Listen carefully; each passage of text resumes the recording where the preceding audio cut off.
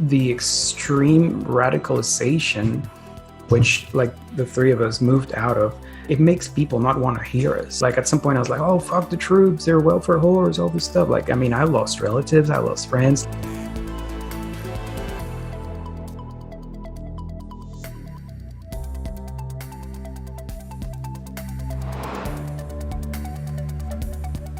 And now for something completely unexpected. I am going to nervously sing a song that I wrote dedicated to my friends and family that I hurt and alienated in the process of my radicalization. We'll be back to your regularly scheduled episode in about 2.5 minutes.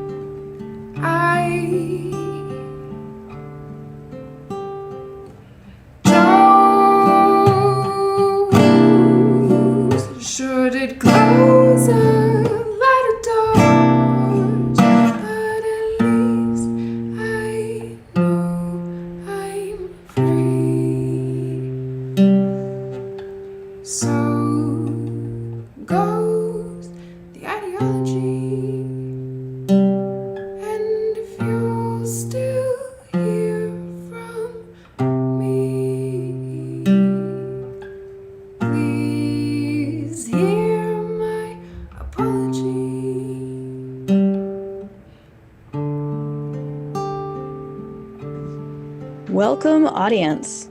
Today we have a very special episode for you. We're going to be discussing two experiences: the experience of political radicalization and the experience of political de-radicalization. That is, we're going to be talking about how one ends up in an extremist political ideology and how one gets out of it. So please join us in welcoming our special guest, Fernando Mises, founder of Emancipated Human, public speaker and business consultant, who was an ideological ANCAP for several years before going through a process of de-radicalization. All three of us have been radicalized and de-radicalized, at one point almost completely dedicating our lives to our respective ideologies. So we'll be sharing our experiences with an eye to finding parallels and differences. Katy and Luis were voluntarists or anarcho-capitalists, and I used to be a radical leftist anarcho-socialist.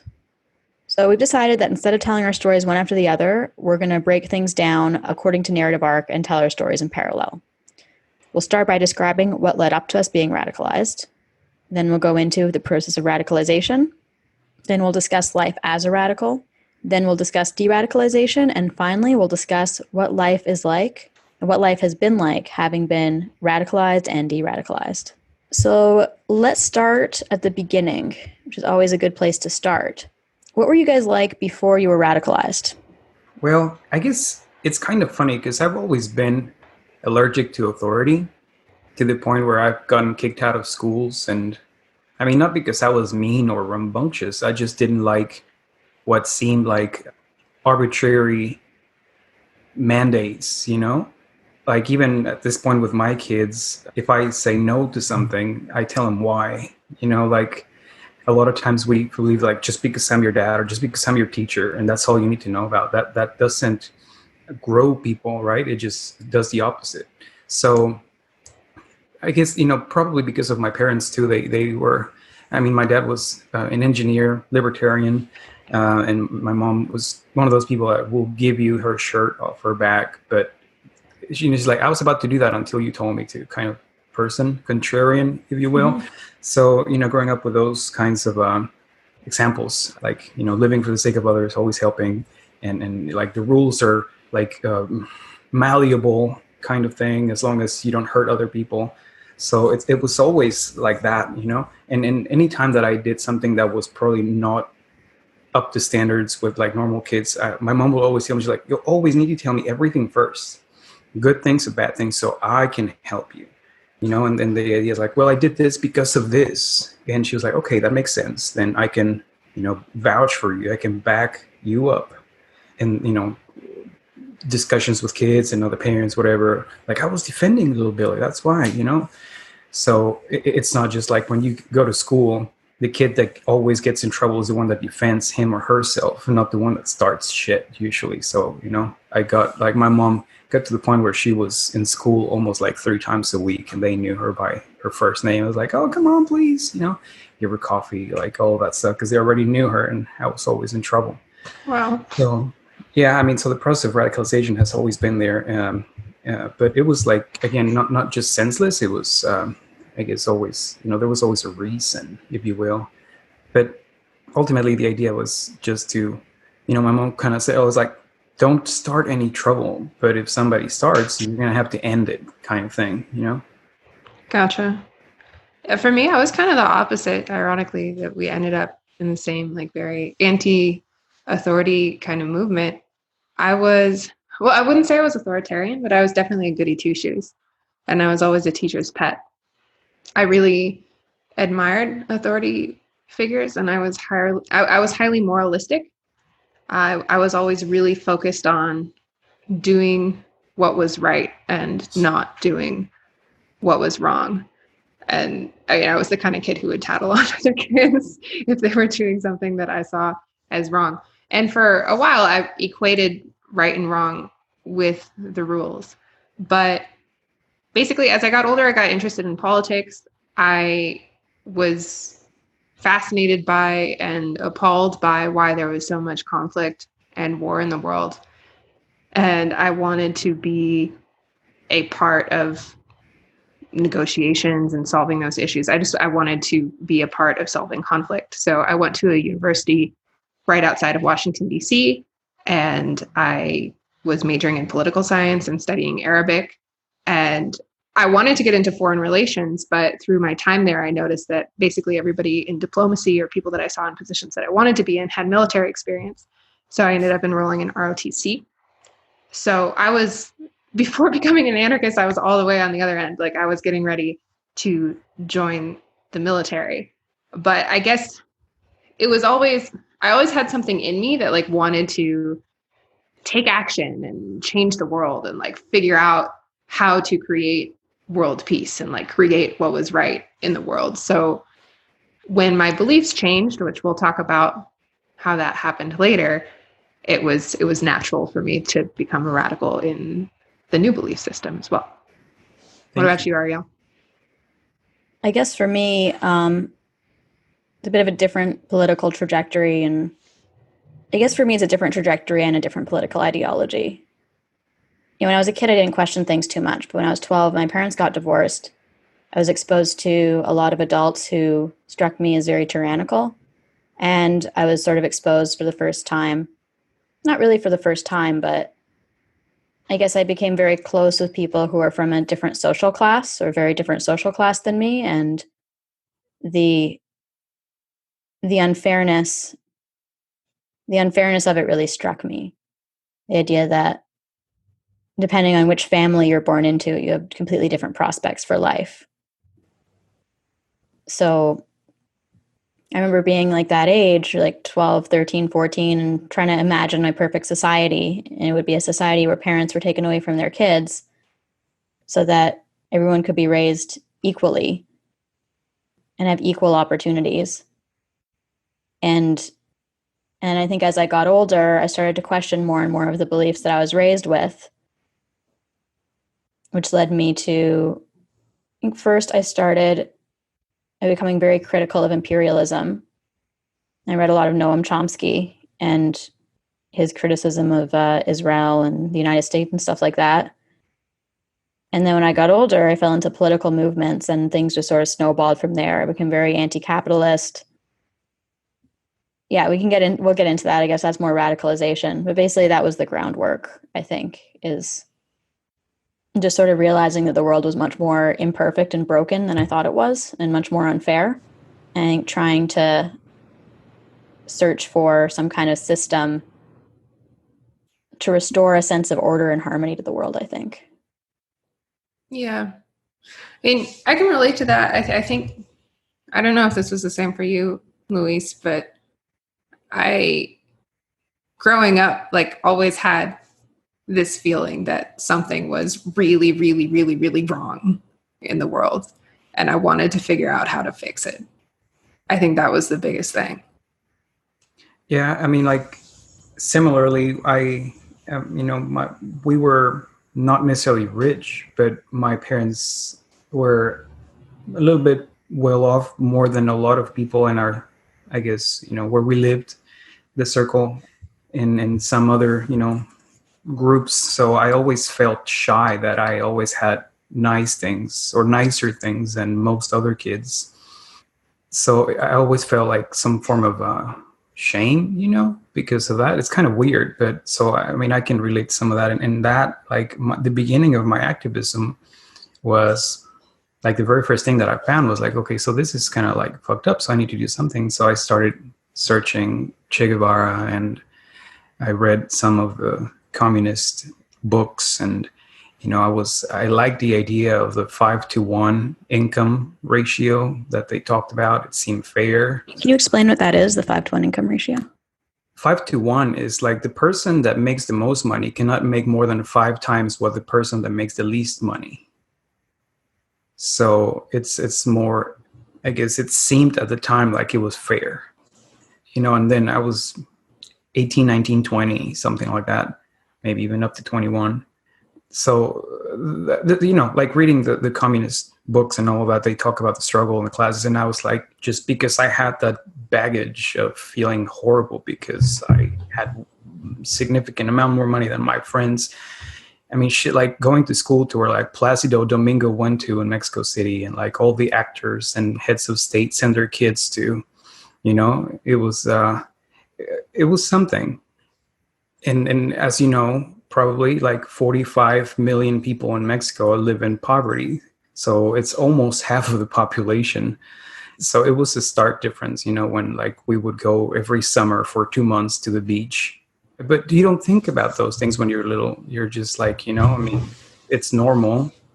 But then as I grew up a little more, I was like, no, this is not normal. And my parents were really solid, totally in love with each other and supportive of each other. So like, I guess like all around, it was not as common childhood, if you will. Later, I learned that. So that's kind of where everything started for me. That's a really interesting background, because I could imagine like being in Mexico, if you walk out like in public, especially going to the beach areas, you would be like going to fancy schools while at the same time seeing kids like working or with their parents in little shops in very different situations. I had some kind of, I guess, consciousness of the contrasts too as a kid, which was part of like what gave me the sense that something was really wrong. I grew up in like a really waspy suburb of Minnesota, and it was really, I don't know, it was just nice, kind of white picket fence kind of situation. A lot of kids were really focused on like brand names and stuff that my family couldn't afford. My family was kind of lower middle class that like slowly worked their way up and ascended to upper middle class. But when I was 8, my sister is adopted from India. And she came from an extremely impoverished background and a lot of trauma and absolutely no educational opportunities whatsoever. And so growing up with her, knowing what she had been through, I was in a bubble of like perfect little town, but there was the echoes of like third world poverty and trauma in my house. Thank you. How about you, Arielle? I'm just trying to think like, it seems like it's interesting because it seems like we're all sort of motivated by different things, but there's parallels for sure. There's definitely a parallel of noticing injustice in the world on all three of our parts. But it seems like Katy was most motivated by a sense of like moralism or rightness. Yeah. I think like I was most motivated by a sense of fairness. And Louise, I don't know you as well, but I'm getting from your story, it sounds like your parents were anti-authority. Maybe a suspicion of authority. I'm trying to understand what your primary motivation is or was back then. Yeah, they were. I mean, my dad, he had his own business, and okay, so I'll tell you a quick story just for you to, kind of see the caliber of this man. So he was working at the Secretary of Transportation of Mexico City at a high-ranking role, and at some point, like he was in charge of giving contracts to people for that, and so one time, like the contract was up for people that did the reconstruction of the transmissions. So they came to my dad with a couple of briefcases full of money. And they're like, it's time to renew the contract. And this is yours. All you need to do is sign. And, this is what we do all the time. And so the whole idea was they don't rebuild the transmissions. They just wash them and paint them and charge as if they rebuilt them. And my dad will get a cut out of that. My dad sent them to hell, came home, got sick to the stomach, talked to my mom, and the next day, like he stopped working there. Like just having the ability to make fists of money just by the stroke of a pen, and he didn't do it. So he decided to start making his own business, rebuilding transmissions. So he got the freaking contract, and he was doing the job right. So like the idea of like anything that's worth doing needs to be done with excellence and for service of others and yourself. The theme is excellence at all points. And it like anytime, like every 2 or 3 years, my parents bought a new set, like a living room set, and they would give away to like one of his employees the other set. That was still, after a couple of years, it's in pretty good shape. Television set, all of the things like my mom would buy every few years, and they will just give it away.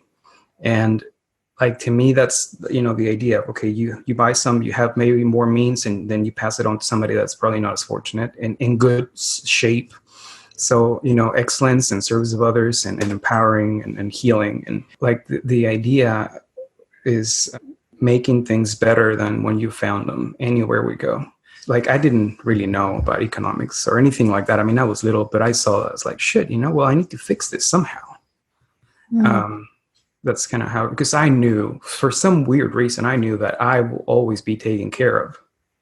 Like, it doesn't matter. Like, I mean, even after my dad died and like his business partner stole half of his shit and we ended up in a trailer park in Texas, like, I mean, after I got through my grieving process of, going to like this school, like, popular kid in school with money, all that, Armani clothes as a teenager, to like nothing, was pretty traumatic. And losing your dad in a different country, in a different culture. Like, I mean, it took me a few years to get out of that. But once I got out of that, like, I remember my mom said, just focus on school and I'll give you like a little bit of money that I get. It's like, no, fuck that, So I started working at 17. And I mean, like within a year and a half, I was an assistant manager of the restaurant where I was working. So like the idea is like, it doesn't matter where I'm put, I will always come on top, right? So how I could grow people, because that's what I saw my parents do, right? Like growing others every time, everywhere, everyone. So that was like the primary premise of, the programming that goes in through parenting. And like through the government corruption and things that you that your dad saw when you were a kid and that you heard about? Did you see like authority as like an impediment to excellence in serving that purpose? Well, not necessarily an impediment, but it's like, being in Mexico, you just kind of have to make friends with corruption, because like it's so big and prevalent and visible that like you can't get anywhere. Like I remember, my dad, because of, the job that he had, at some point I was borrowing his truck and I was like 13. Like I just took it and I started taking my friends and we got pulled over right in our street. And the police officer was asking me for my driver's license and the permit, all these things. I don't have any of that shit, right? So somebody tells my dad, he comes down. We lived in a condo. He comes down and he snatches the registration out of the cop's hand, puts it in the car, closes the car, locks the car, and gets back in the house. Like total disregard for authority. Like, and I was just like, okay, see you later, bro. And I just went to the house. Like, I mean, it's more like progress happens in spite of government, not because of it, kind of thing. It's just another hurdle to jump through. That's interesting. That might be a good segue to our second section on radicalization. So I'm really curious, like with those, also I noticed that we're all from different countries, which I don't think we've mentioned, but oh yeah, we all, I'm Canadian, Katy is American, grew up in America, and Louis, like you grew up in Mexico. When did you move to Texas? 2000. Like how old were you? 16 or 17. Okay. Now we all know how old you are. 36. Okay. Let's talk about radicalization. So I'm really curious with these roots you guys are talking about. How did you end up being a voluntarist / anarcho-capitalist? Louis, you're kind of alluding to it a little bit. You sort of in Mexico, you sort of start to see the government as an impediment to progress instead of a facilitator of progress. How did that kind of intuition as a kid lead you to this ideology? Oh, there's a lot of steps. So first, like the idea that, for instance, Che Guevara was fighting the government. Emiliano Zapata was fighting the government. Like we have this, revolutionary mindset, or at least I have, like we are here to fight the oppression of the, like you mentioned, the imperialists.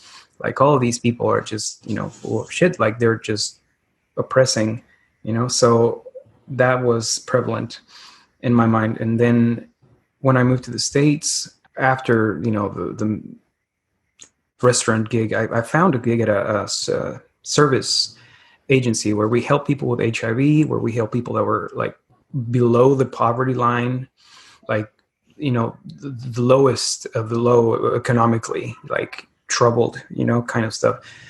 So by then I thought I was a socialist. And, here we are, I don't know, 21, 22, maybe. I get pretty disenchanted because I see that. So there's several stories, but I'll tell you two. So I am working in my office, trying to do some stuff. And then I hear, because I had the lounge area right outside my office and I keep the door open, open door policy. And I hear two men talking. One is younger than the other. And like the young kid is like, you know what, man, I'm getting a job. I'm pretty excited. And then the older man says, why are you getting a job? You're getting a check from the government. And that just blew my mind. The idea that older generations are teaching younger generations to be dependent on the state because it doesn't really take anything. Like you just get a check and, you rough it out a little bit, but you don't have to work for it. And to me, like, I'm fairly smart. So I was just thinking, okay, so how much can you get as a young person without putting anything into Social Security? Like some of these guys were getting $600 a month. What the hell are you going to do with $600 a month, right?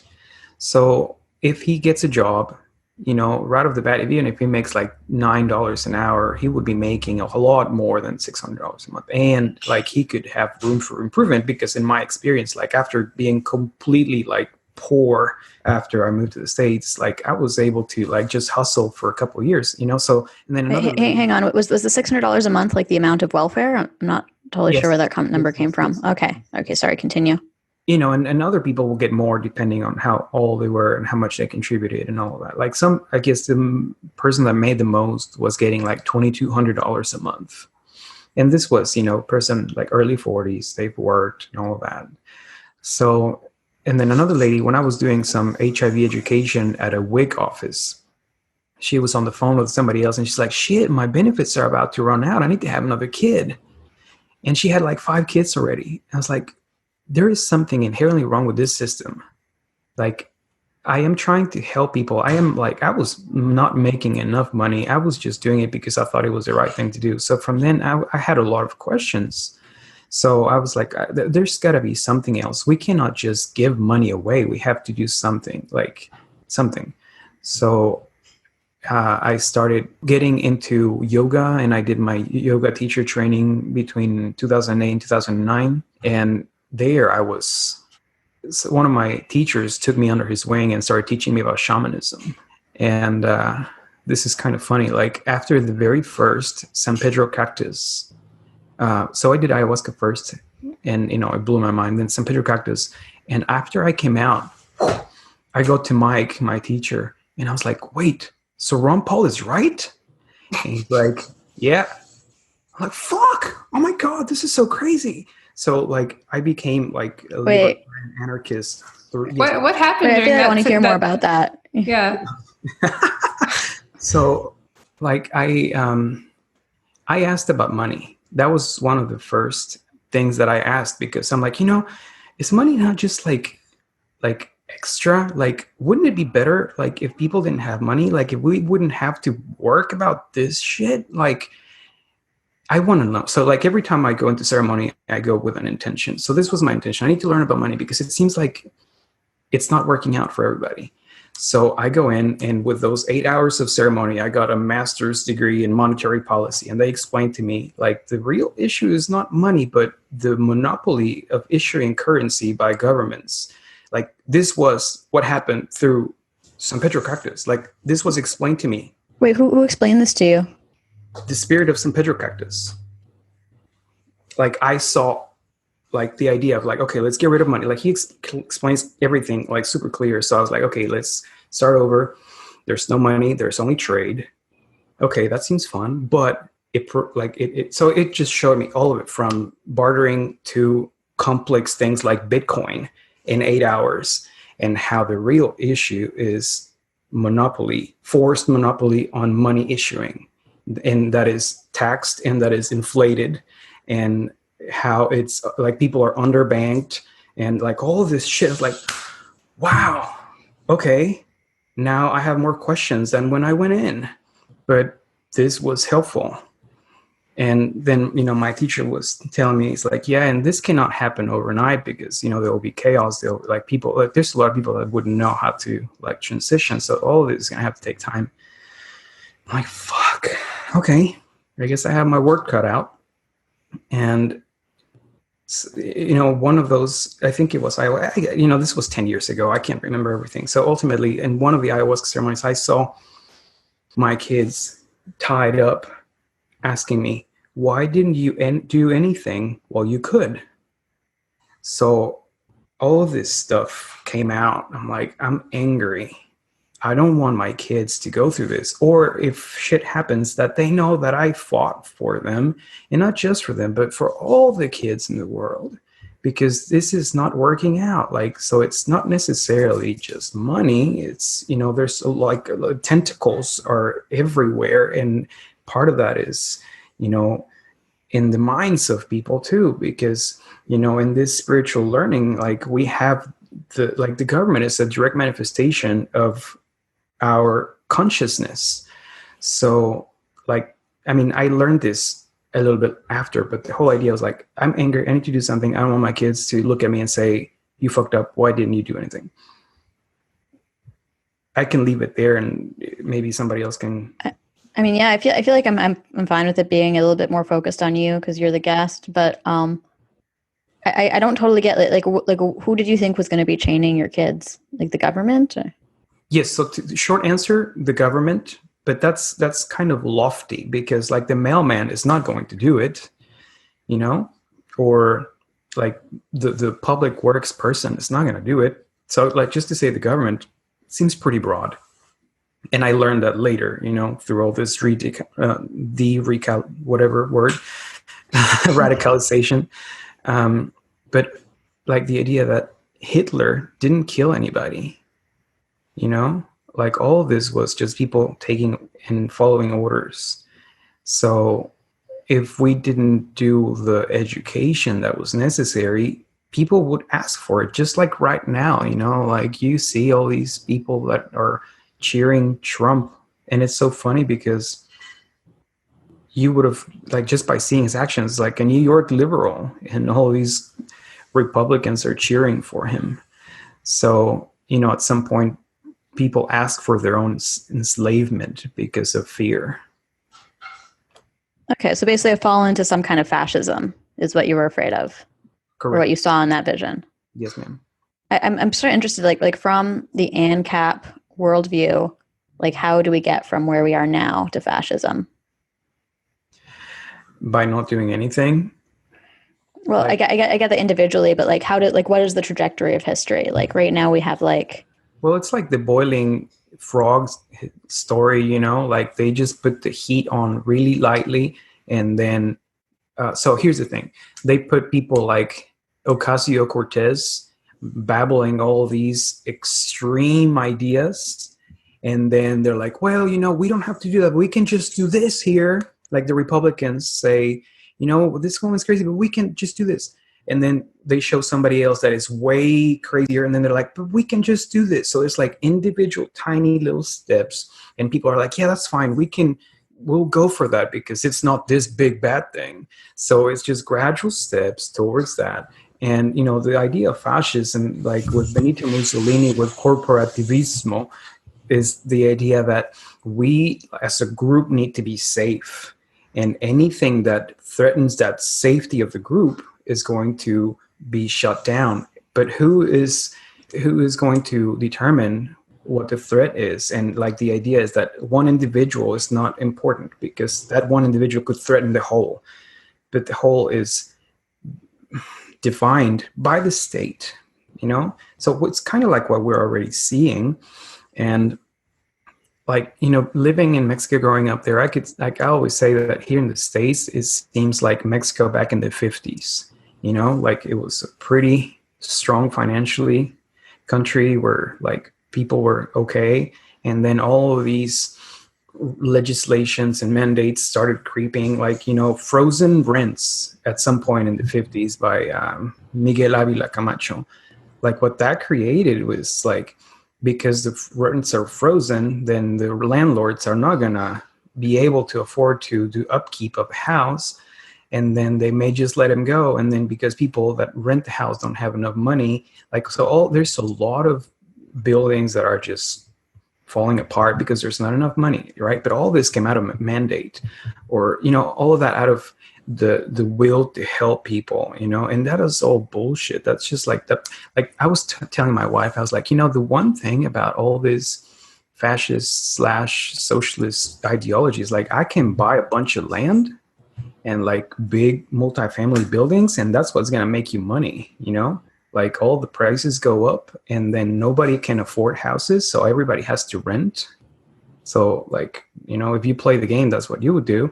But I mean, that's not necessarily a good thing for everybody. Like it just seems malevolent, I can speak a little bit to, I don't know if I would have ever said that I thought that the US was going to devolve into fascism. I don't know if I would have used exactly that term, but I saw, and I still see it as an insight, that the way that most political systems are set up is you have a legislative body and it's their job to create legislation. And there's not a sunset clause on laws. It's not like laws expire. So over time, I mean, you do get some rules repealed and some laws repealed, but it's relatively rare.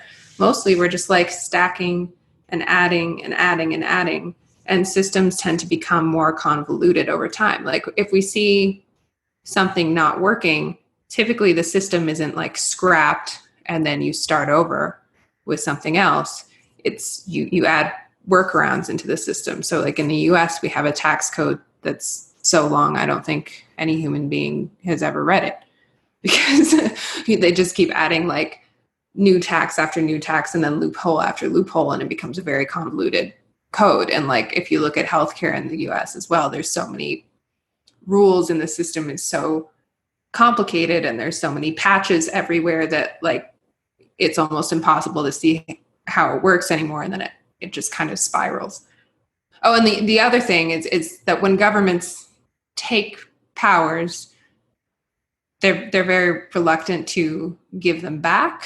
So like, for example, if a government starts surveilling, it's pretty unlikely that a new law will be passed that will remove that power. That just seems to be how the system works. That's how I saw it devolving.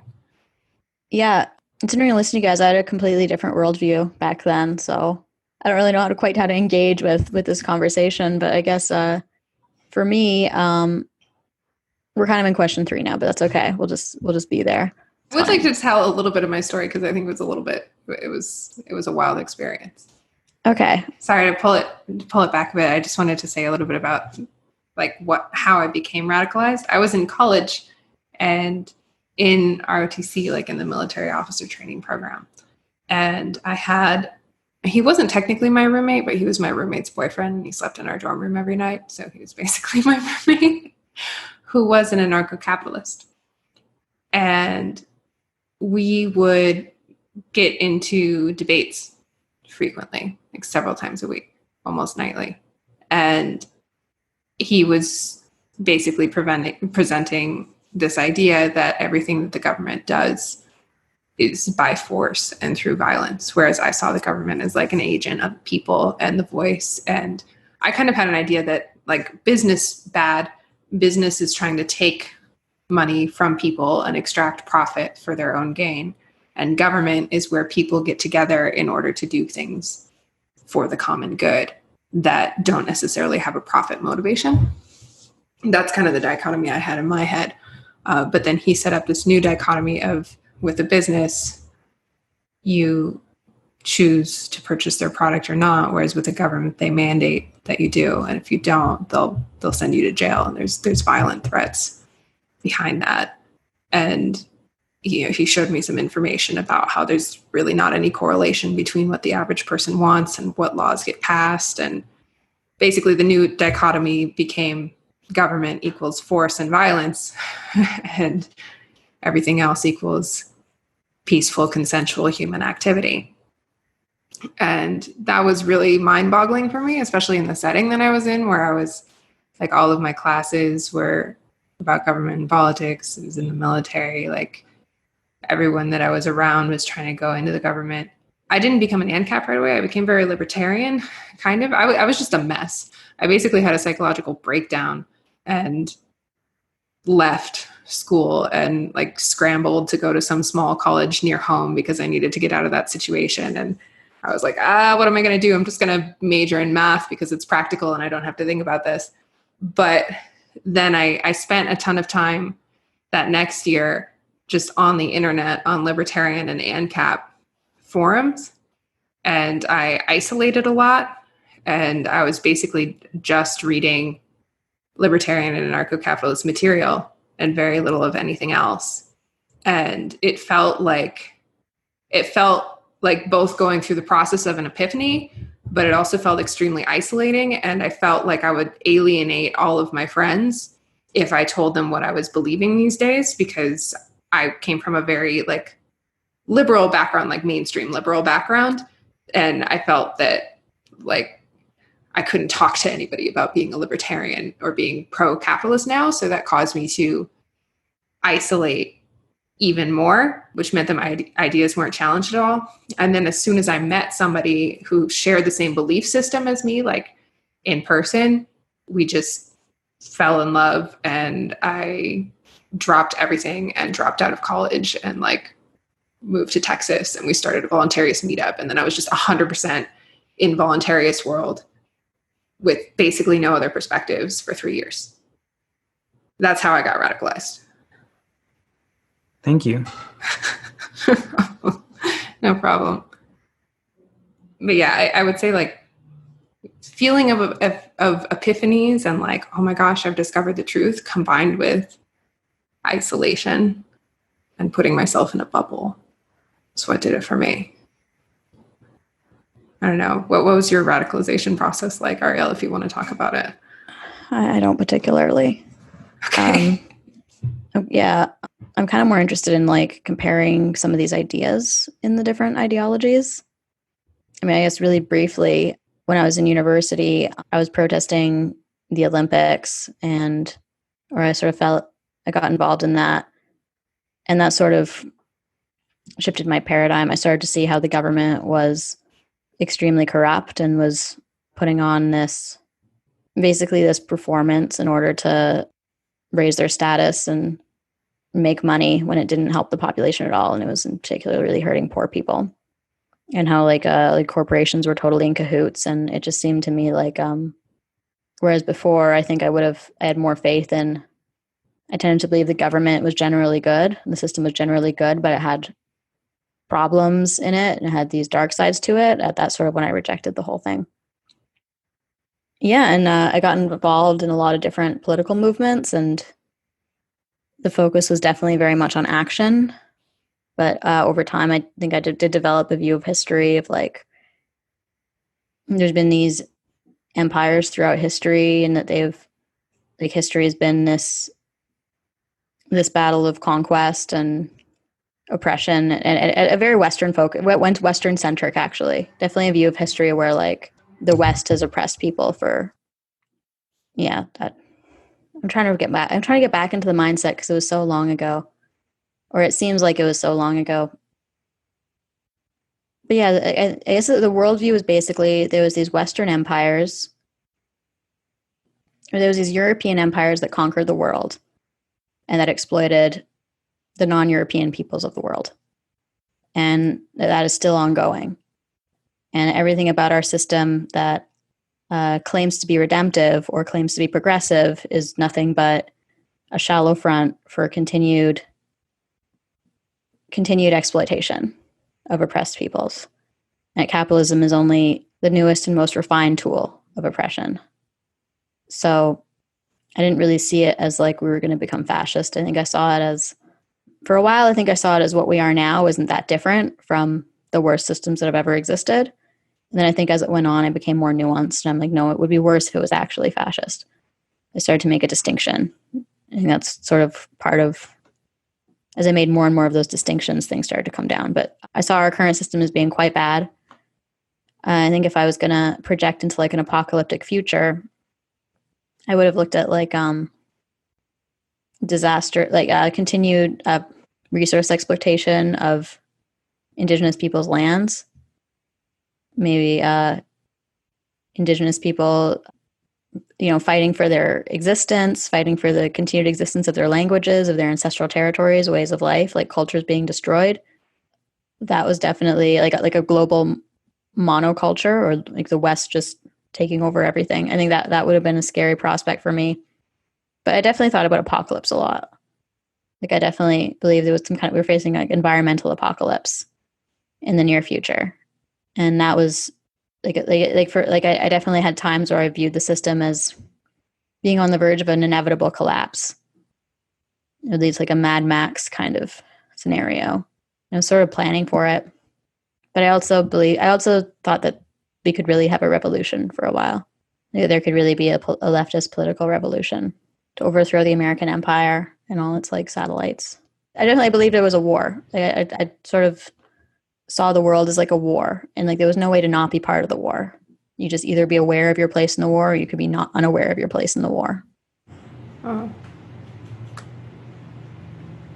I think my belief system was almost opposite. I don't know, Luis, what it's like for you. But with some voluntarists and ANCAPs seem kind of conflict oriented, like we need to fight the state to save us from fascism. But for me, I never had a war mindset like you, Arielle. I was probably the most hopeful I've ever been when I fully believed 100% in these ideas. Like I felt like history is on an inevitable path where people are evolving as conscious beings to be more empathetic and more peace-seeking and like more freedom-loving, and government is holding that back. I was highly influenced by like Steven Pinker about Our Angels of Our Nature, where he makes the argument that humans become less violent over time.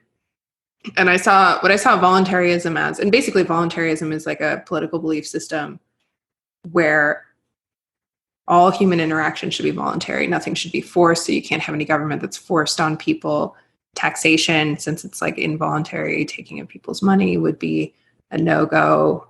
Basically try to come up with like decentralized systems and voluntary systems of, you hope that charity is going to take care of everything. It's a very, at least for me, it was extremely idealistic.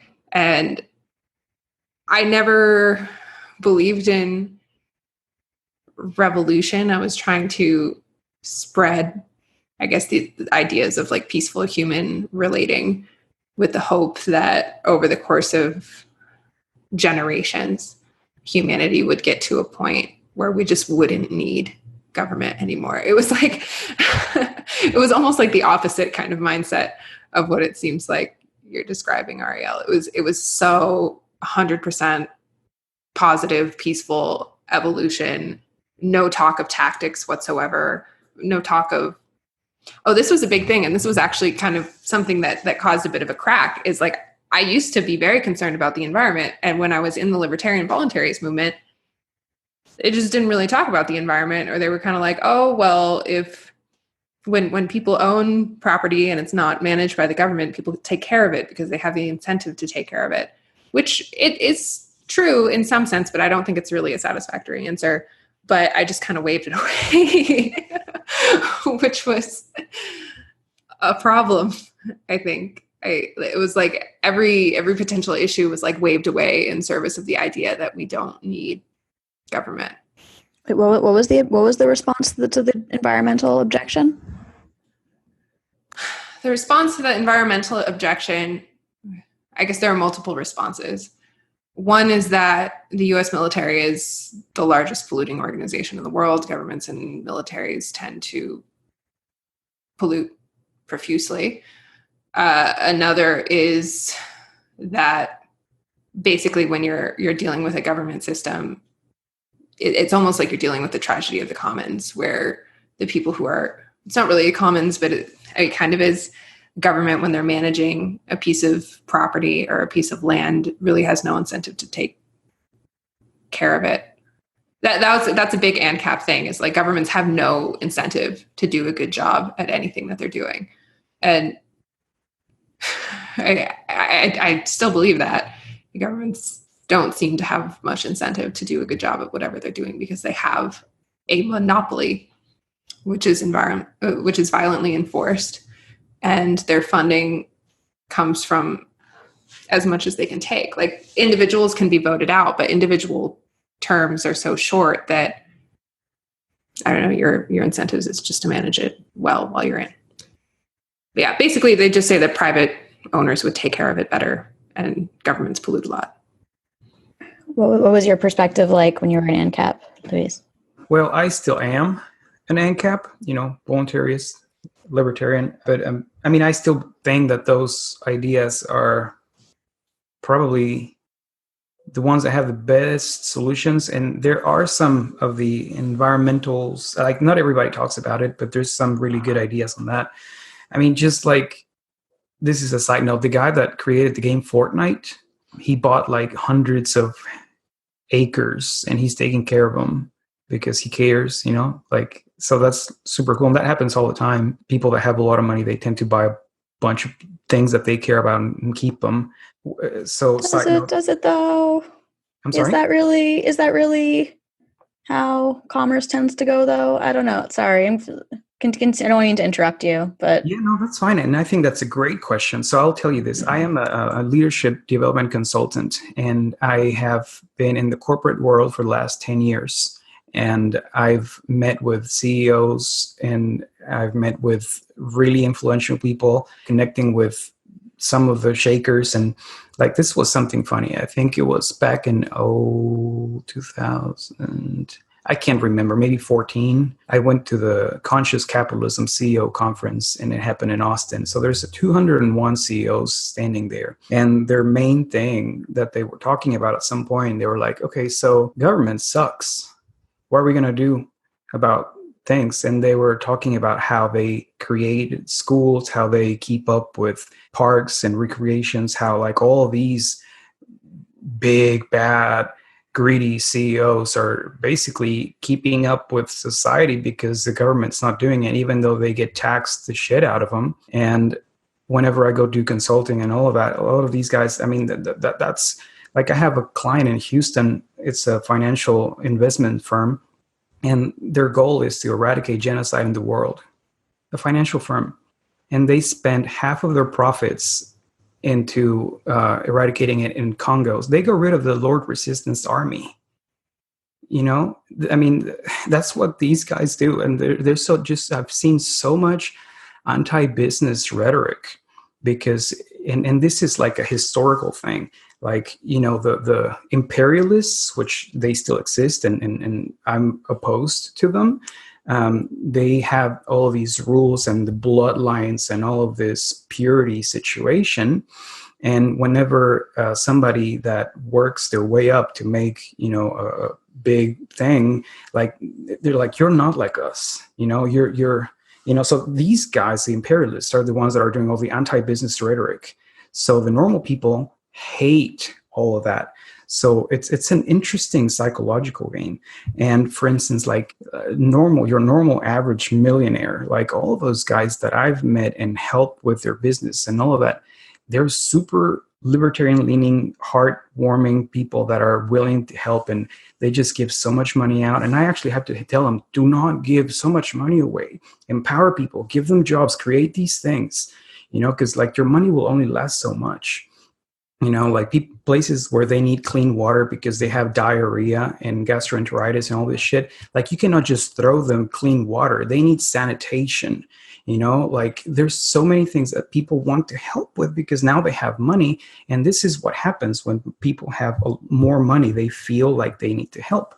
So that's what I see in the corporate world for a decade. You know, most of these, like, there are some crazy ones, and that happens all the time. Like, there was one guy that owned an aerospace thing, and he was such a crazy bastard. Like, when he would get mad, would pull out a knife and stick it on his desk and just bark at people. Like, there are those people for sure, but the vast majority of the people that I've encountered are actually like super, super conscious and actually taking care of as many things as they can afford to take care of.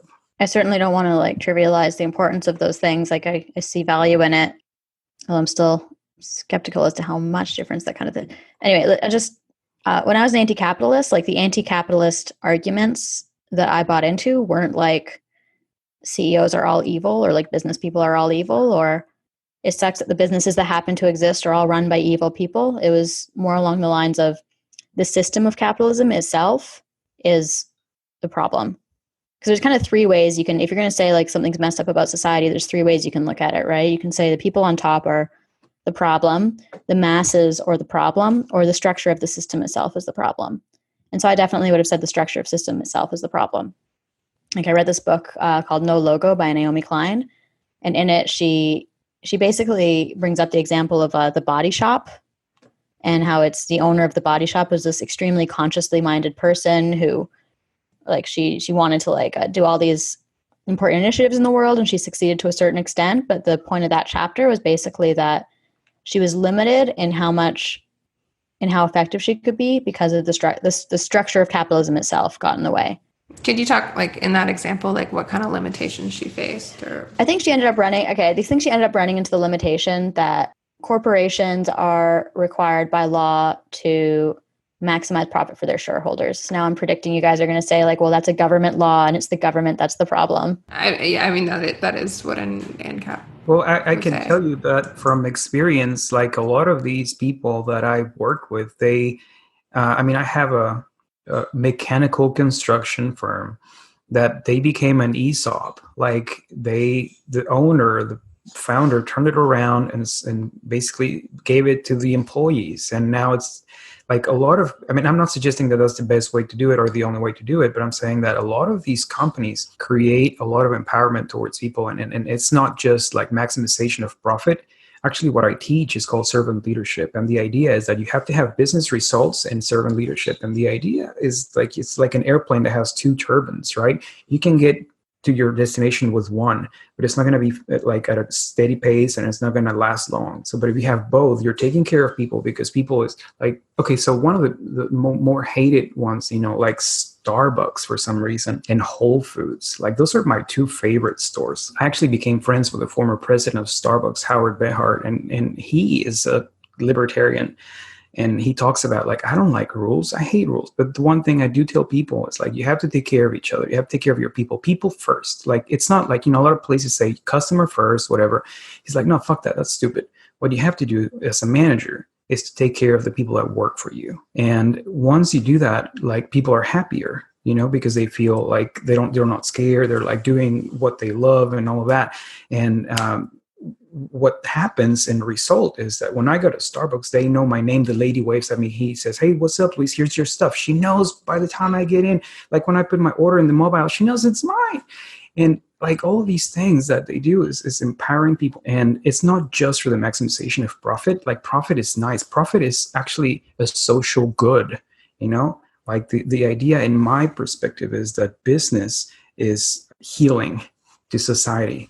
You know, a lot of times we humans have purpose. So as we get into the marketplace, we find something that connects with us. I mean, I'm a bit of an atheist, right? I don't believe in a God, but the idea of the spirit moving through you. And, you know, when you're doing something that you really like, you experience flow. And that's another of the things that I teach. Like there's 3 ways to make money. A job, everybody hates it. Then a career, you know, you get prepared. You do your thing. At 60, you're retired on the beach. And then the third one is the calling. And I try to help people find that calling, because you don't work a day of your life. You're just fired by purpose and passion. And you're providing to as many people as you can touch in your circle of influence. So the idea, back in 1776, Wealth of the Nations by Adam Smith made humans be a part of a cog of a machine, where like you put this raw materials, you put this process, you put this person, and this is the product. Well, I think that's just kind of like at first when your mom's teaching you how to eat, you know, it's really mechanical. But what it evolved to is the idea that we can be like empowered by our work, and it's something that brings us joy, and it's not something that like we find purpose and passion, and we help each other. So in my perspective as an ANCAP, like the idea is, yeah, like all that stuff is awesome. One of the beefs with the ANCAP philosophy is a lot of people are passing the buck to the government for the lack of purpose, lack of desire, lack of discipline. It's like, it's, you know, what's the point of doing all of this? You know, the government's going to take it away. Well, that seems defeating. And a lot of times, like the arguments that they have amongst each other for things that are not going to materialize in 200 years. You know, like some of the reasons why like Democrats and the Republicans get ahead is because they may not agree with whatever shit, but they're like, yeah, this is a good step. It's a good step. It's a good step. And next thing you know, they're winning the battle. And so in my mind, like the idea of voluntarist ideology, it seems virtuous to me. Yeah, that's interesting. I mean, I definitely met some ANCAPs like that when I was at Anarcho, and I thought it was interesting. It reminded me of, it just seemed like the same kind of victim mentality that's commonly criticized on the left. You do get a lot of that for sure. I do want to there's so many directions to take this, but I guess part of what it seems like with this, like just this embracing of, I don't even know how ANCAPs, how do ANCAPs even define capitalism? The way it was defined to me is capitalism is a system based on voluntary trade. Yeah. I think defining is a great idea because, I really like Jeffrey Tucker in his explanation for capitalism. He says capitalism is life itself. It's just voluntary exchanges for mutual benefit. And this happens in nature, this happens in humans, this happens like basically the universe works in Austrian economics. There are no vacuums. There's always an exchange and something comes out of it. Here's the thing about that. I mean, I agree that's probably what capitalism, but it seems like that idea presupposes that people are rational, self-interested economic actors. And I know I used to criticize that. I don't necessarily think that's what people are. Like it seems to me, or it seems like there's now 100+ year old psychoanalytic tradition that shows that humans we're much more than our conscious minds. There's a lot of other stuff going on in there that's very mysterious and nebulous. I think part of the anti-capitalist argument is that people can be manipulated. People's conscious minds can be this is one criticism against capitalism. We've already touched on the environmental one, but stick on this one for now. The people can be manipulated. Like people's desires don't just exist in a vacuum. They exist in a feedback loop with whatever's going on in the society. So, I mean, we can all think of examples. I think of a lot of really evil things, or let's say very harmful things that emerge through like, you know, cigarettes is a classical example. Basically, like companies like did everything they could to suppress evidence for a very long time that cigarettes were harmful. They got people addicted to them. And it seems like that's basically manipulating people's neurochemistry to produce addiction. Like they're selling addiction. And it seems like selling addiction is a big part of what capitalism is doing in the modern world. I agree with you. I absolutely don't disagree. I think what I would have said would have been something like, it's true. Like a lot of what's going on right now in the modern world is people are selling addiction, and it's not just things like cigarettes. It's also things like junk food, like walk into any convenience store or any grocery store, and the majority of things that you see, I actually think that the majority of products that I see in most stores are out to service addictions. And like, I mean that seriously. Like most of what I see seems to be things that are like good short-term, harmful long-term. But I would love to chime in here if I may. I have seen, and this is something, you know, that I kind of studied for a minute. Like I have seen so many businesses that are selling healthy stuff go to shit. I have seen, like even when I was starting Emancipated Human back in 2010 or something like that, I received one piece of feedback that blew my mind. They said, your page is not more popular because it's too intellectual. So that was like something that made me cry and made me laugh at the same time, you know? So in other words, like I need to dumb it down to make it popular. So so I started just posting a bunch of memes. So, and you see this across the board, like when people are in their evolutionary process and they're kind of in the youth of their evolutionary process, they're going to gravitate towards things that are not as conscious. You know, and you see this everywhere. Like, I mean, I come from Mexico, right? Second world country situation. Like as people are having more money, they are like more focused on health. They're more focused on cleanliness. They're more focused on better food, you know? So it's a Maslow hierarchy of needs situation. So whenever people like the businesses are doing something, selling something, like they're really going for what people are craving and wanting.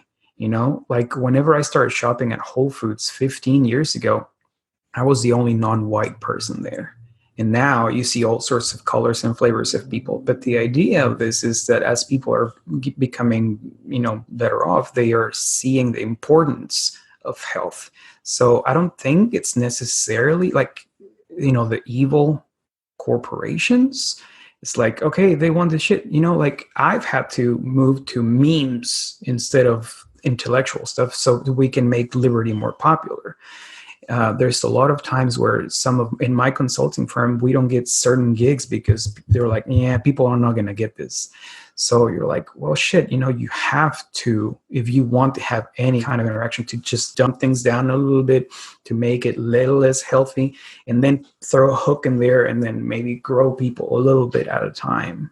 yeah, I mean, that's essentially what I would have said. Right? Like the market serves to give people what they want or give people what sells.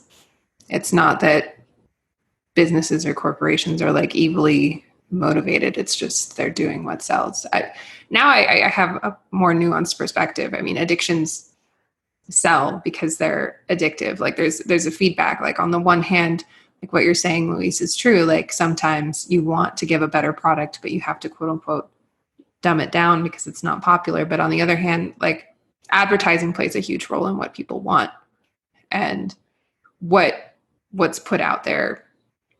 It comes from both sides. There's top down and there's bottom up.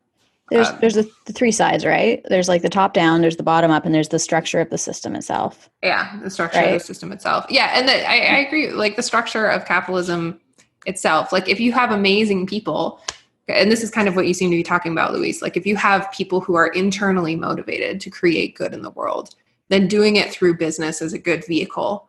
But the system itself isn't necessarily aligned to doing anything other than consuming resources and making money. Like when a business person buys a piece of land to preserve it, that's amazing, but that's not like inherent to the structure of capitalism. That's a person out of their own heart wanting to do that. I can talk about where it fell apart for me, which was that like this system of voluntary interactions that we're talking about, like capitalism defined as voluntary exchange, presupposes just ownership of property. And I think that the philosophical basis for why someone can claim a monopoly on a piece of nature and extract resources from it and consider them theirs to be able to trade, I think that's really shaky. I don't think that anarcho-capitalism does a good job of answering that question.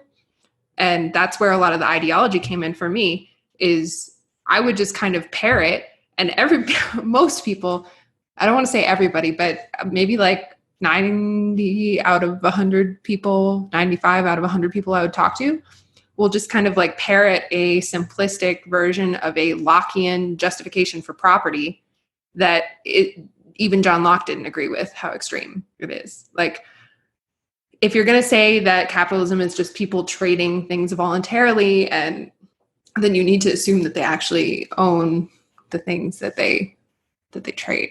Can you briefly summarize what a Lockean justification for? Yeah.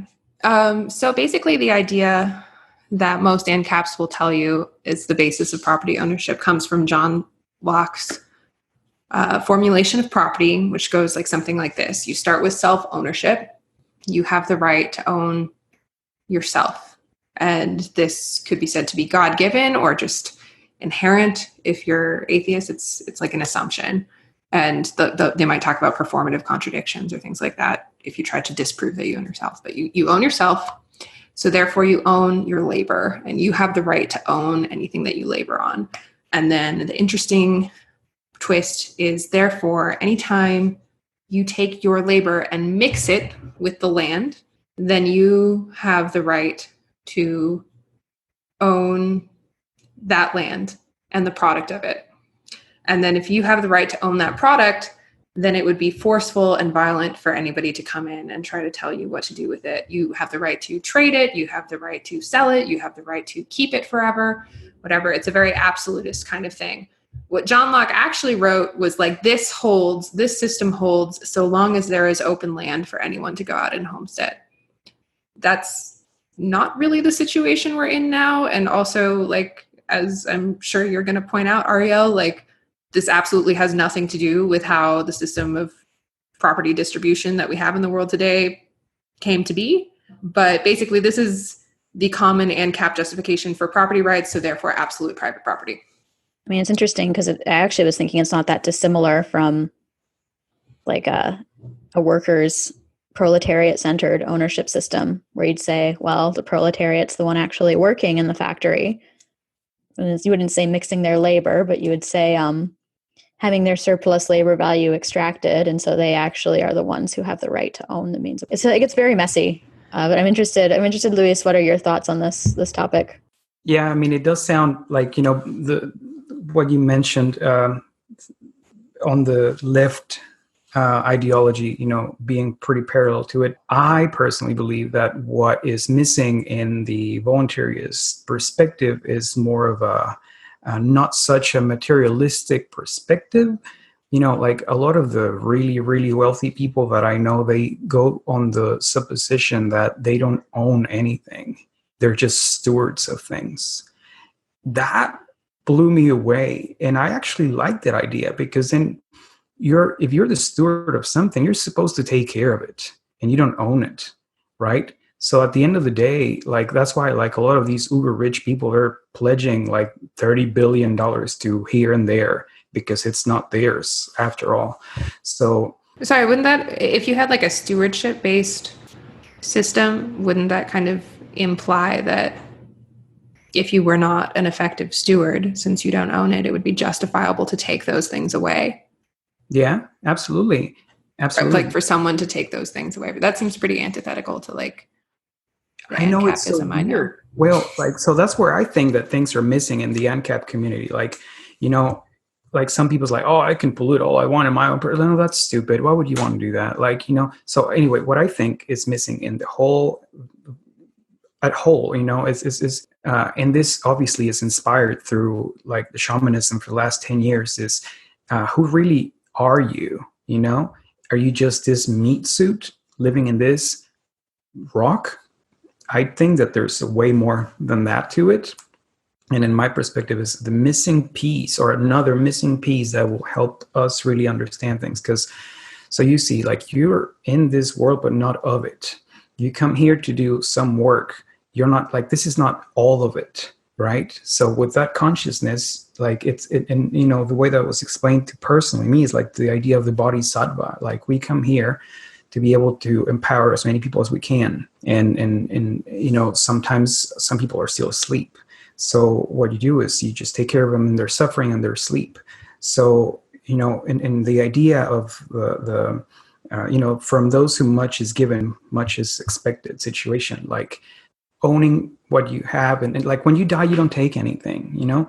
So being able to create as much good for as many people is, I think, the whole idea. And as far as like property goes, I grew up, I guess, like my parents had the house, and then, you know, we would have another like vacation and whatever, like, you know, your retreat place. And, you know, I don't know where, I just think that the spiritual aspect is something that would totally help a lot of us in the idea of ownership and property and taking care of each other and resources, because when we are able to see the connection, the interdependent connection, and how every life matters, you know, you may not like people, but you help them because they're another you kind of situation, you know? So I guess this is an interesting turn, like maybe kind of weird in the political speech, but to realize that we are not just like here and now, and our actions have repercussions and you know, karmic goop and all of that stuff. I think that's like what would be really helpful in the whole paradigm of ownership. That's interesting. I guess what I'm taking from what you're saying is I'm sort of trying to glean, like you're sort of indirectly explaining your de-radicalization experience a little bit. What I'm hearing is, it sounds like, I think maybe I need to define voluntarism to make this statement, but voluntarism is a belief that's a moral system that's common among ANCAPs that basically says it's permissible to carry out any action as long as it does not harm another. Is that a good one sentence summary? I would, the only word I would take issue with is harm. It's whether or not the person is forced to comply. Like it's permissible to carry out any action as long as you're not forcing something on someone else, like under threat of violence or under violence itself. Okay, got it. So that's voluntarism. So it sounds, Luis, like you're saying that in your de-radicalization, what I'm hearing is you've maybe distanced yourself from voluntarism a bit, because it sounds like you have these moral precepts now that go beyond that. Like more like instead of just this negative, the kind of voluntarism has just like kind of a single negative moral precept, like you do not force things on others, where it sounds like now you're more like, well, no, you also have positive responsibilities, like to be a steward to the things that you're responsible for and to give back to the world and all these things. So I'm hearing you distancing yourself a little bit from voluntarism, but I'm hearing maybe you're still a little bit more, you kind of more still identify with ANCAP, the ANCAP more political side of things, because it sounds like you're still a proponent of a fairly free market form of capitalism. Is that an accurate description of where you are now? Yes, I am. I'm a firm proponent that capitalism is a healing force, and I do think that, like you mentioned, you know, it's not just about, well, don't screw it up and don't harm anybody, but it's like, okay, we're here to make things better. What is your contribution? You know, let's actualize your full potential. How can we get there? What lights you up? What sets you on fire, you know, and what sets your soul on fire? And let's get to that. And that's, I think, what brings most empowerment to a lot of people. Like there was something interesting that, during another ayahuasca ceremony, like I was asking for my purpose, and she showed me that even if I did the best I could at all times, I could only be so high because the weight, the consciousness, the vibration of everybody will hold me down. So what I need to do to be able to get to rise as much as I could is to come down and empower people so we all can come up together.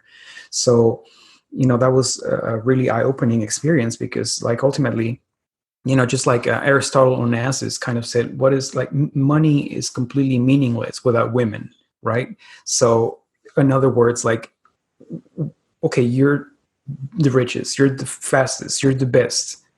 If you don't have like somebody to share that with, it's pretty damn pointless and sad, So to be able to empower people and see them growing and see them, expanding, my mom always taught me to be happy for the success of other people as if it was mine. So, that idea of seeing people getting better is pretty cool too. It's not just about, I think, the extreme individuality of some of the anarchist ideology seems kind of maybe, what's the word? Not off-putting, but like something's missing, I would say off-putting. It sounds like, are you familiar with Jordan Peterson, Luis?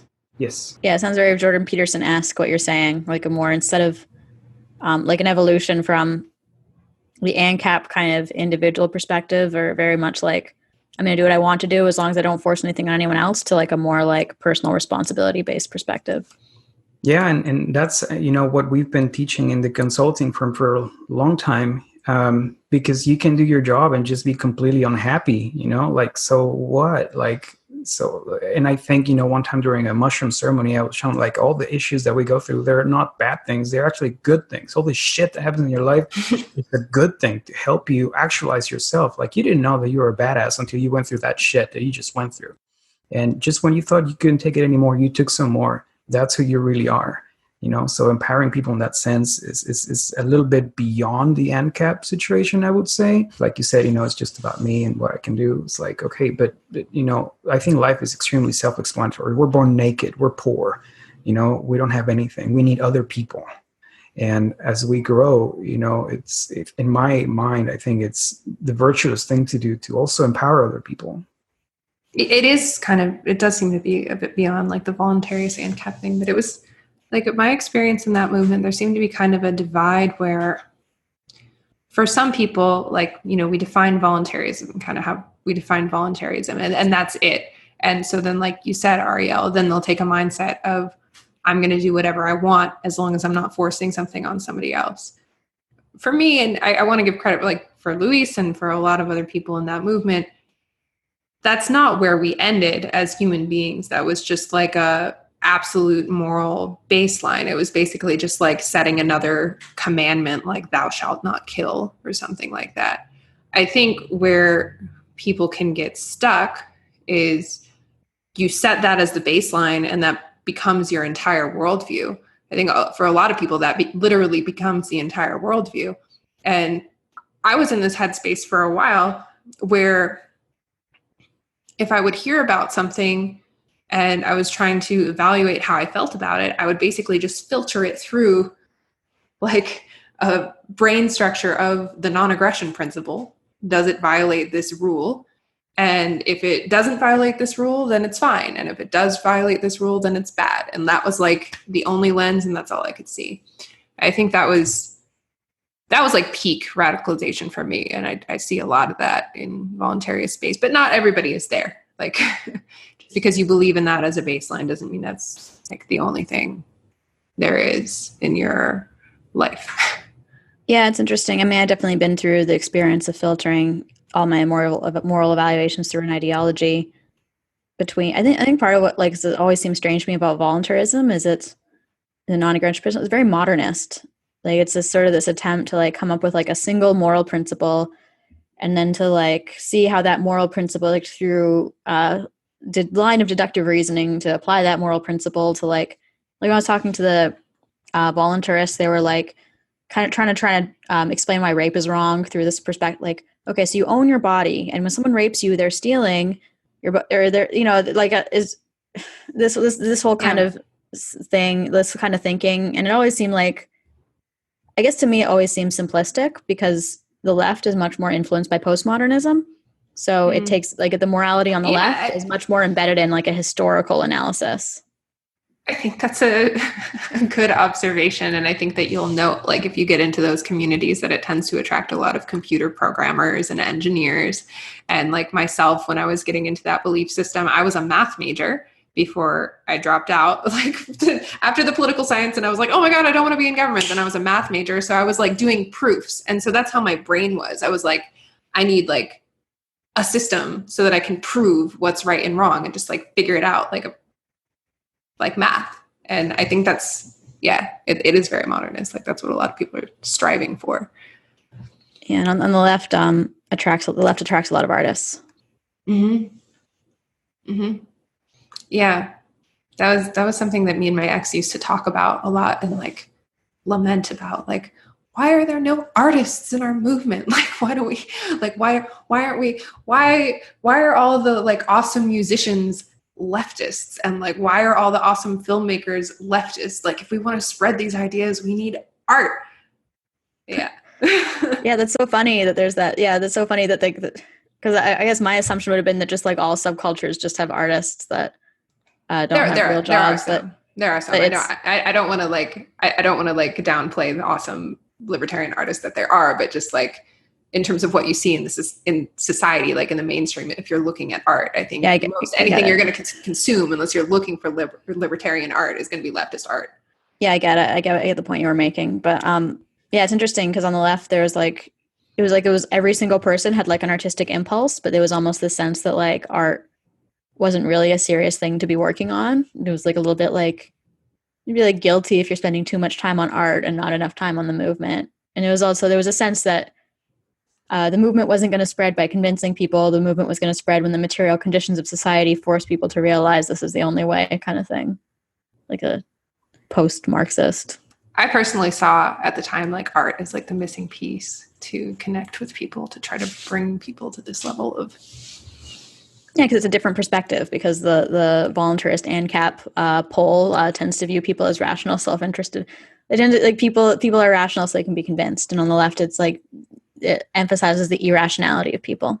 One of the things that we go through, like brain science, right brain, left brain, and I think that there's something in the middle, the corpus callosum, that like as a society political thing that could unite left and right, because I mean, what you two mentioned is pretty important. So I think that what could unite is, like, for instance, people on the left think that libertarians, anarchists are heartless bitches, right?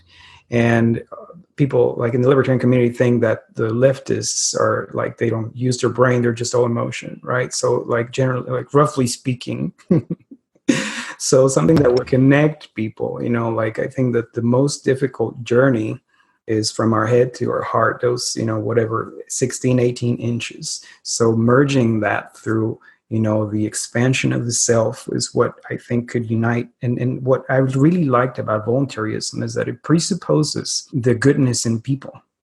That's something that always turned me on, like, because I'm a positive sorter. So, we assume goodwill. And when I was more on the left, it was like, the assuming ill will, like, they don't have the best intentions for us. So anyway, so the last time I did ayahuasca, she told me that I needed to get into comedy. And the reason behind it is because, like, people will break down their barriers for learning and hearing you through laughter.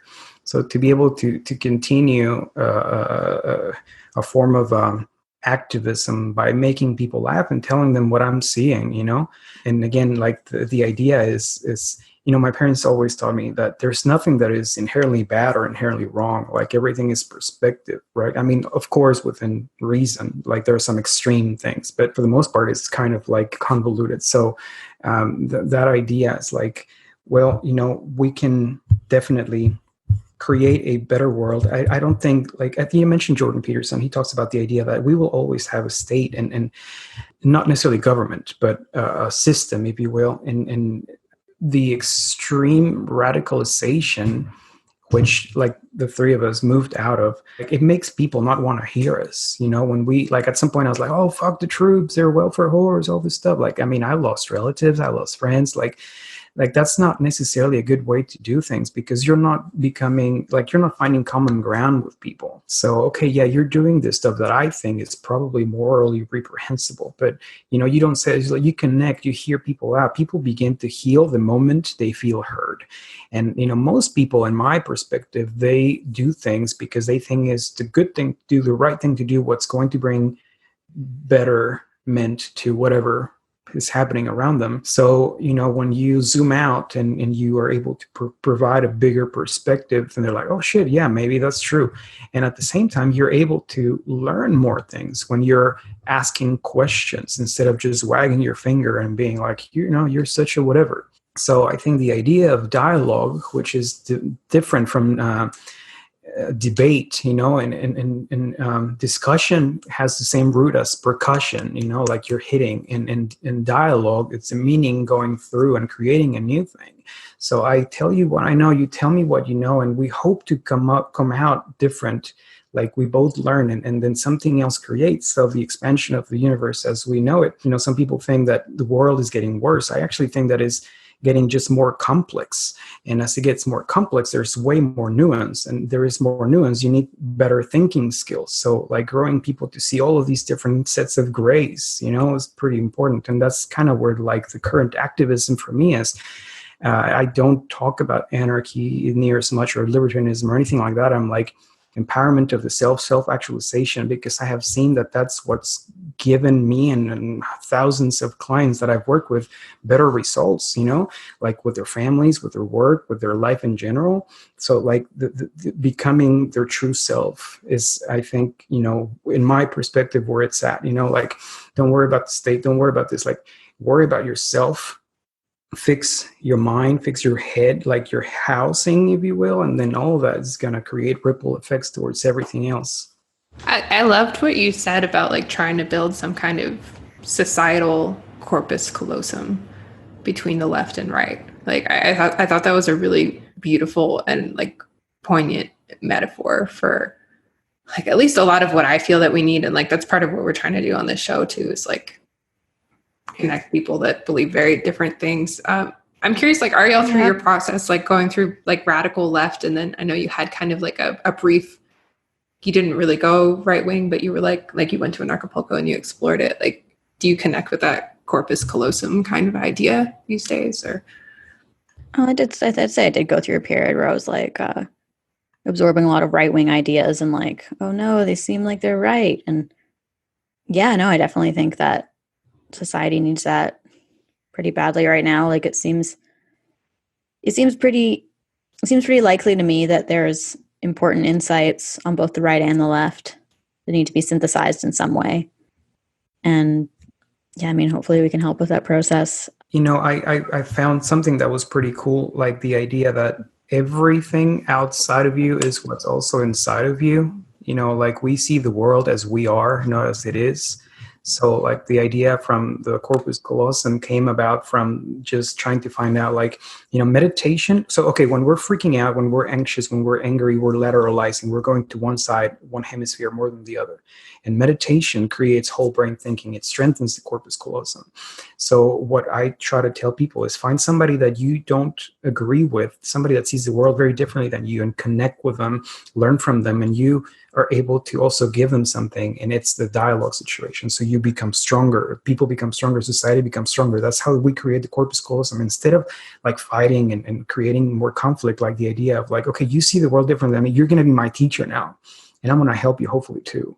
So, the idea of that strengthening is it comes through actionable things like talking to people that see the world differently than you, because you are only one page in a book.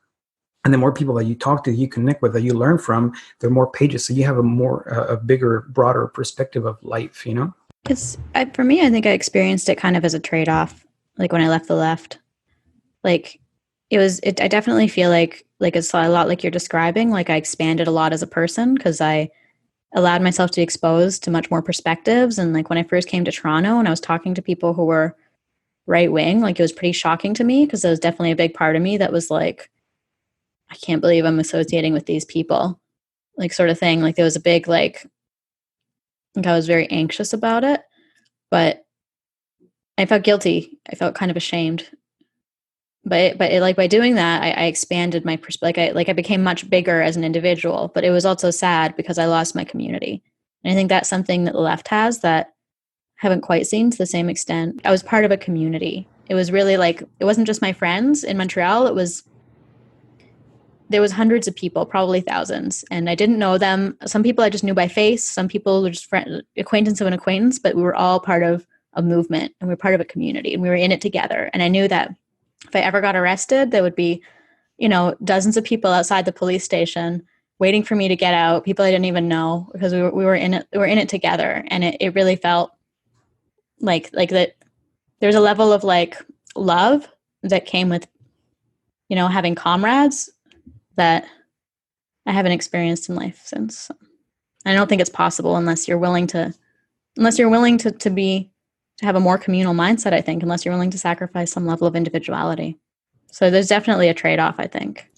I feel like you might be right. Like there may be some level of community just because of like what the belief system is in leftism, that is much stronger than on the right. Or voluntarism tends to see itself as not left or right, but it tends to be proprietarian. So I guess it's kind of right in that way. But it's not just the belief. It's not just the belief. It's that you're doing something together. Like we're doing something together. Yeah. And we have to have each other's backs if we're going to do it. Yeah. Like I had a big fear because I experienced maybe not like doing something with thousands of people, but there's like a network of voluntarists and caps that's international, and it's hundreds or thousands of people, and you don't know all of them, but you kind of know some of them. It kind of reminded me of being back in high school again, where it's like, hey, do you know so-and-so? Oh yeah, I know so-and-so. And like, there is a sense of people would back you up, like if you were sick or whatever. But I was afraid that I was going to be like excommunicated or something like that from my friends, because all of my friends were in this belief system too. And still most are, but that hasn't happened. And that's been wonderful. So like the traits that I was afraid of when I started like criticizing proprietarianism or it not being so absolutist haven't come to be. And that's something I appreciate. I was scared. Like I had defined my whole self, like based on being part of a movement. I was scared to like talk to people who were outside of it because I didn't feel like I had any value, like outside of being like an advocate for voluntarism. It was a weird thing, but like none of those fears came to fruition, which is amazing. Like I didn't lose anybody in my life, and I still had value outside of the belief system I was promoting. And I think that's very different, because I know you went, yeah, it's different on the left. Louise, do you want to say something? A final comment? No, that's it. Just the community situation. I think overall in the United States, it's less warm, contrasting to growing up in Mexico, where I knew everybody three block radio. Like I knew their names, I knew their families. And here, like most of these people next to me, we don't talk to each other, just like what up kind of thing. And I don't even know their last name. So I think that in general, like we have to be really intentional towards creating that community, because we are pack animals and we need each other, So that idea, I think, is something that needs to, like some of the more cohesive groups are really intentional, like the Burners, like I became friends with them. They're so fucking cohesive, Some of the left-leaning people, very, very cohesive. So I think like, creating that, I don't want to commune. I want to have, we live in a third of an acre, 2,000 square feet home. I want my own thing, but I want to be able to get out and talk to people, like connect with them at a deep level, not just like surface stuff. Like I'm afraid to mow past my piece of lawn, otherwise, I'm going to get grief or something. Like, like going out and making banana bread for them and say, what's up, here it is, instead of like looking weird or like I'm trying to poison you, some weird Mexican, So like in Mexico, I was Luis. Here I'm a Hispanic young male. Like the level of this connection in community seems kind of interesting. So I just, hope that we can create that corpus callosum not just for me or for you, but for people like later, like to have that cohesiveness, I think is pretty important. Yeah, I mean, that's a spot where we could get into a whole other thread of conversation, but unfortunately we're out of time. Everyone who watched along with us, thanks for listening. If you like this content, please like, subscribe, check us out on Patreon. Luis, we can link your consulting business, or if you have any materials or anything you want to promote, we'll put it in the description. And yeah, thanks again for being on the show. This has been really interesting. Yeah, thank you so much for coming on.